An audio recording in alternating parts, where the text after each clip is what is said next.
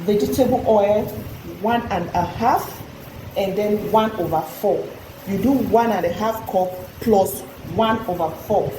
Then flavor 2 teaspoons, and baking soda 1 teaspoon, salt 1 teaspoon, baking powder 1 teaspoon, red food color. You can use liquid or the powdered one, whichever works for you, but I prefer to use the powdered one. And if you are using the powdered one, please make sure you dilute it with your buttermilk so that it doesn't form lumps in your cake. Sometimes if you don't dissolve it very properly, it does not blend, give you a beautiful or a perfect blend. So always make sure you dissolve it first before adding it to your batter.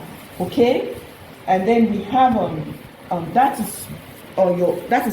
it depends on how you want it, but just so that you know, red velvet cake, because it's red velvet cake, does not mean it's expected to be brilliant red.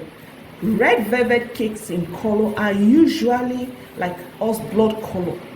They are not bright red. So I see a lot of us do red velvet cakes putting so much red color, and it's so loud.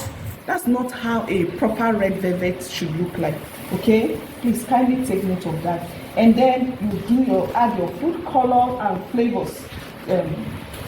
Now when it comes to flavor, sometimes you need to know what kind of flavor suits a particular cake. It's not all flavors you just put because it sounds nice. And when you're using flavors, you need to be mindful, very careful. Flavors do not make your cake taste sweet. They just make it smell nice. Okay, yes, they add taste to your cake, but when it's overwhelming, it spoils the taste of the cake. So please be careful when it comes to using flavors. And you know, there are flavors that are very harsh. You need to know those ones.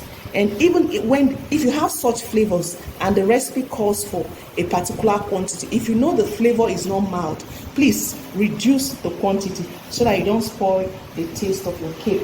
Is that okay? All right. So in addition to your liquid color, you can use the liquid color like Foster Clark liquid color.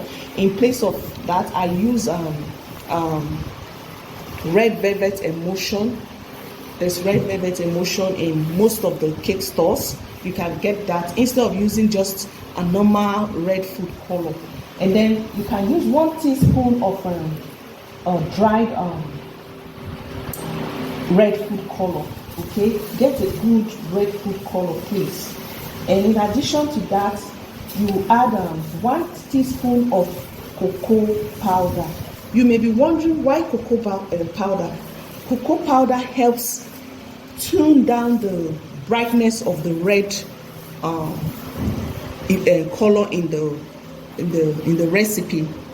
It helps reduce that brilliant red that the cake should have because of the colors that was added, the red color that was added.